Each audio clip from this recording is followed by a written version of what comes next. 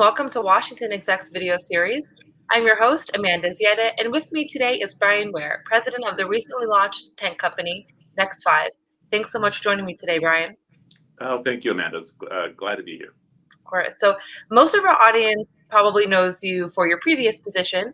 You were most recently the first presidentially appointed cybersecurity director at CISA, or the Cybersecurity and Infrastructure Security Agency, until your unexpected resignation following the election. So I want to start by asking what you can tell us about that and what's in store for CISA going forward. Well, I mean, first of all of the political positions like the ones that I served in, we know that we serve at the pleasure of the president. That kind of goes with the territory. I never really felt like I owned that position by any stretch, and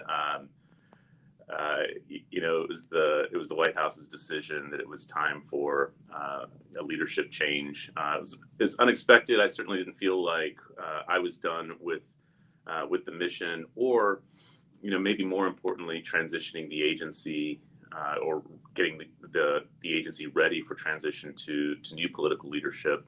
That takes time. It's always fast when it happens, but certainly with only a couple of days of notice and the new team not in place, just wasn't able to do what I would have liked to have done there. But I really believe that CISA is in great hands. I think that one of the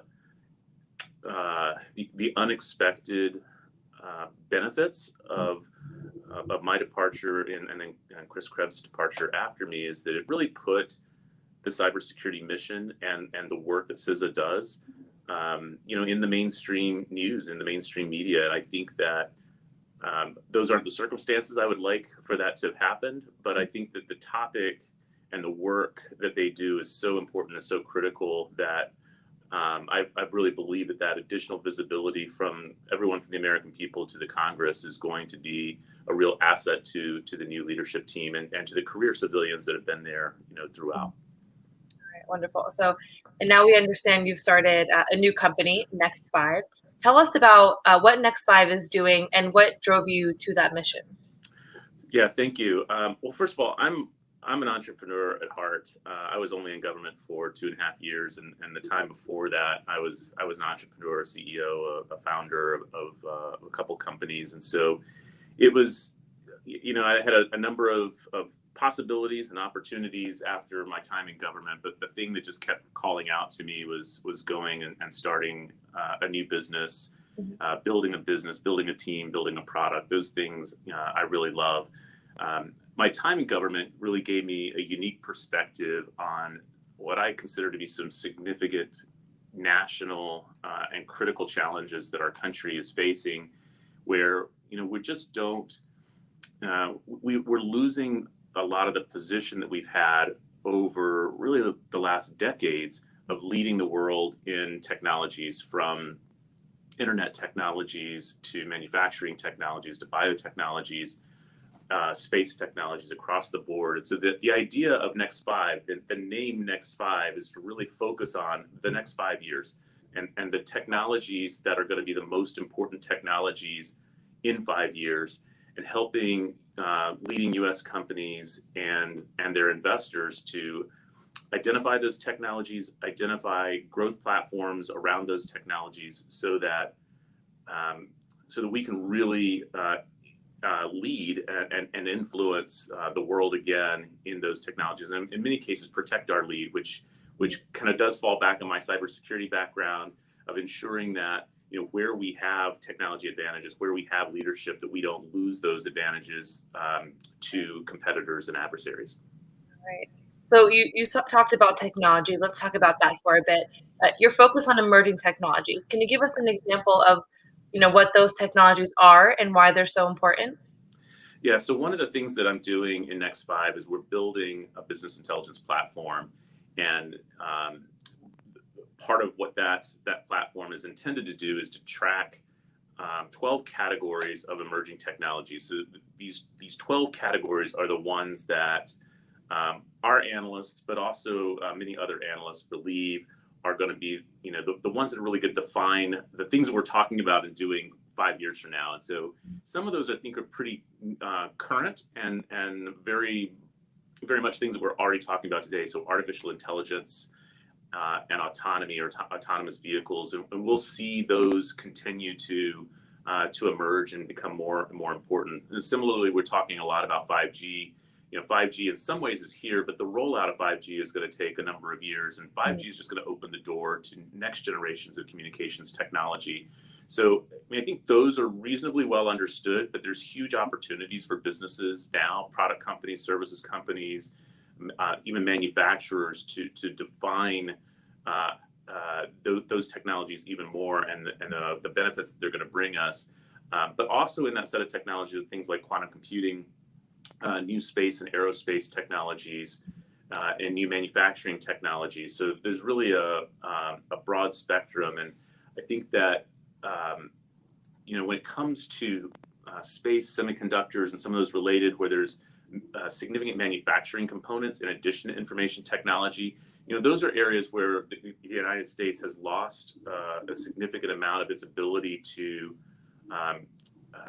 control the supply chain, to be able to build and source components and raw materials with resilience in the supply chain. I think if we think back to early last year, how hard it was to get masks and PPE and ventilators. I think many of us woke up to the reality that we don't make a lot of those things in the United States right now, and even things that we think are very American, like our iPhones and whatever else, have significant supply chains that go through China, really around the world. And so, as much as the technologies are going to be important, it will also be important for us to make sure that we understand our supply chain dependencies and that we work to ensure that U.S. businesses have resilient supply chains so that we can lead and maintain our leadership positions. Wonderful. So before we go, and while we have you here, I want to pick your cybersecurity brain about the SolarWinds Supply-Chain Attack. Some have said this may be one of, if not the most significant cyber incident. So what is its significance and what does it mean for the future?